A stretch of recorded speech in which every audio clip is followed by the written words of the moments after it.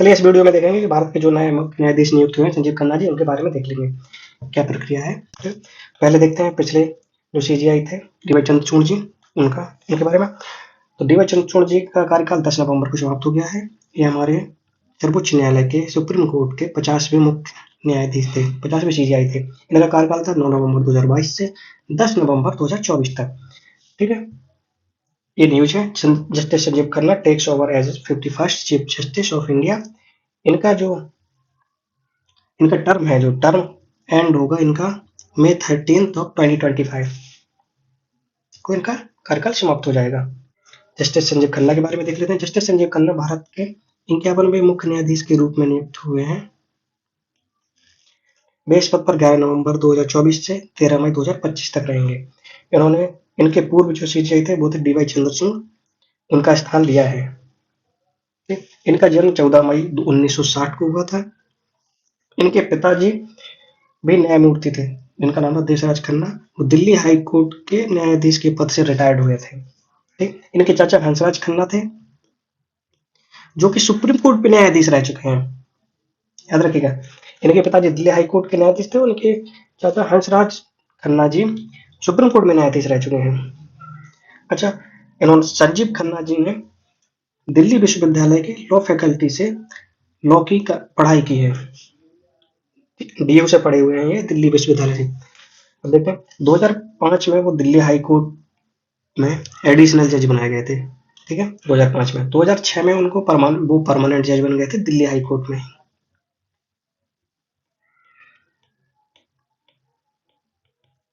ठीक, 18 जनवरी 2019 को भारत के सुप्रीम कोर्ट के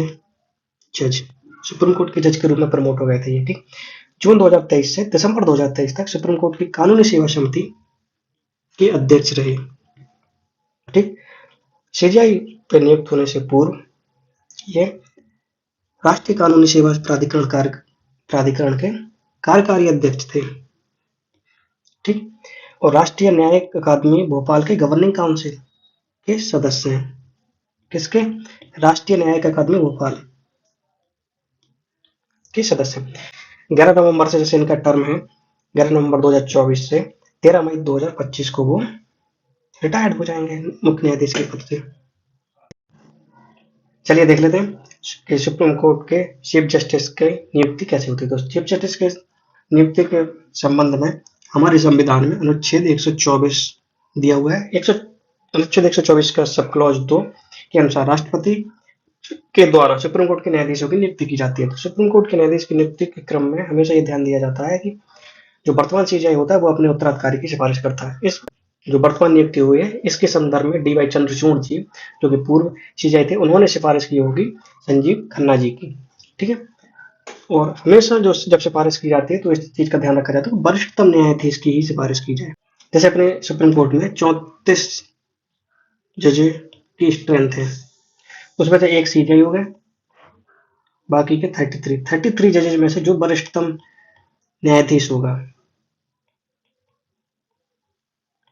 उसकी नियुक्ति की जाएगी सीजीआई के पद पर, उसी की सिफारिश की जाएगी। ठीक है, तो इस सिफारिश के क्रम में अच्छा इस चीज का एक बार उल्लंघन भी हुआ है 1977 में। इंदिरा गांधी सरकार में क्या था कि एक इन्हीं के चाचा थे, संजीव खन्ना जी के जो चाचा थे हंसराज खन्ना जी, वो प्रबल दावेदार थे इस पद के लिए। उस टाइम पे वही वरिष्ठ थे, सभी न्यायाधीश वरिष्ठतम न्यायाधीश भी थे, उन्हीं का वो इस पद पे दावेदारी के प्रबल दावेदार थे। अब क्या हुआ कि उन्होंने इंदिरा गांधी सरकार के विपक्ष में जब आपातकाल लगा था, तो आपातकाल के विपक्ष में नागरिकों के मौलिक अधिकार के हनन के खिलाफ और मीसा का जो प्रयोग हुआ था उसके खिलाफ में कुछ केसेस हुए थे। तो उसमें उन्होंने जो जजमेंट था सरकार के खिलाफ में दिया था, तो उससे सरकार नाराज थी इनसे। तो उस नाराजगी के वजह से 1977 में जो कि मुख्य न्यायाधीश बनने वाले थे अपने हंसराज खन्ना जी, उनके स्थान पर एमएच बेग को सीजीआई बना दिया गया था। तो इस बार एक ही अपवाद है इस नियम का, अभी तक एक अपवाद रहा है कि एमएच बेग जी को हंसराज खन्ना जी की जगह पे एमएच बेग जी को 1977 में बनाया गया था, जो कि जूनियर थे। ठीक है, अब देखते हैं कि जब नियुक्ति की जाती है तो सीजीआई की सिफारिश, जैसे पूर्व सीजीआई होगा जो वो अपने आने वाले उत्तराधिकारी की सिफारिश करेगा कानून मंत्री को। कानून मंत्री सिफारिश करते हैं प्रधानमंत्री, जो कि मंत्रिपरिषद के नेतृत्व करते हैं। मंत्रिपरिषद जो है वो राष्ट्रपति को सिफारिश करेगी लिखित। अब राष्ट्रपति अनुच्छेद 124 के तहत उनकी नियुक्ति कर देते हैं। अब सुप्रीम कोर्ट के अन्य न्यायाधीशों की नियुक्ति देख लेते हैं। तो अन्य न्यायाधीशों की नियुक्ति के लिए भारत में कॉलेजियम प्रणाली का प्रयोग किया जाता है। कॉलेजियम व्यवस्था पहले बता देते हैं कि कॉलेजियम क्या होता है। कि कॉलेजियम में सीजीआई होता है प्लस 4 अन्य जज होते हैं।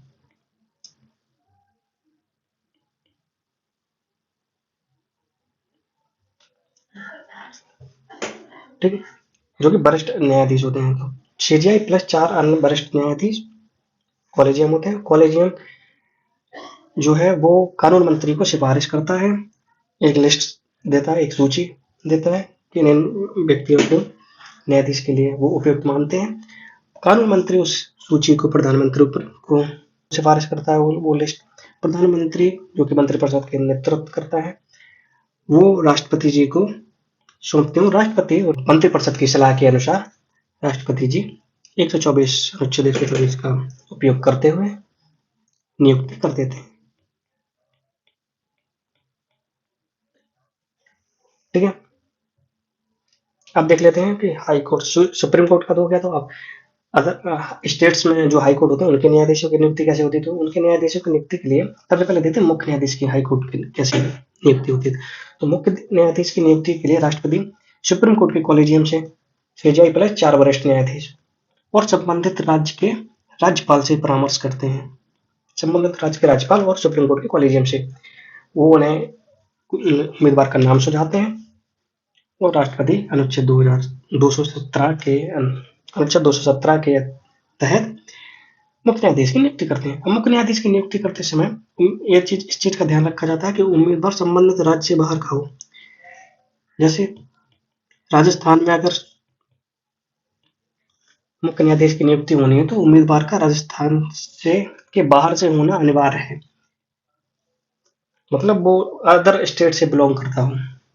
ठीक है, अब उच्च न्यायालय के अन्य न्यायाधीशों की नियुक्ति कैसे होती है। अन्य न्यायाधीशों की नियुक्ति के लिए राष्ट्रपति हाईकोर्ट के कॉलेजियम, जिसमें मुख्य न्यायाधीश हाईकोर्ट का मुख्य न्यायाधीश और 4 वरिष्ठ न्यायाधीश होते हैं। सुप्रीम कोर्ट के कॉलेजियम में सीजीआई प्लस 4 वरिष्ठ न्यायाधीश होते हैं। तो राष्ट्रपति हाईकोर्ट के कॉलेजियम और सुप्रीम कोर्ट के कॉलेजियम प्लस राज्य के राज्यपाल से इस संबंध में परामर्श लेता है और जो परामर्श देते हैं उस सूची में उनको राष्ट्रपति नियुक्त कर देता है, अन्य न्यायाधीशों को नियुक्त कर देता है। ठीक है, चलिए सेशन समाप्त होता। आप लोग इस क्वेश्चन का आंसर दीजिए कि सर्वोच्च न्यायालय के न्यायाधीशों की सेवानिवृत्ति की उम्र क्या है।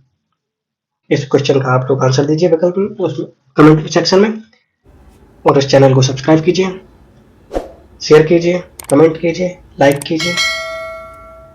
धन्यवाद।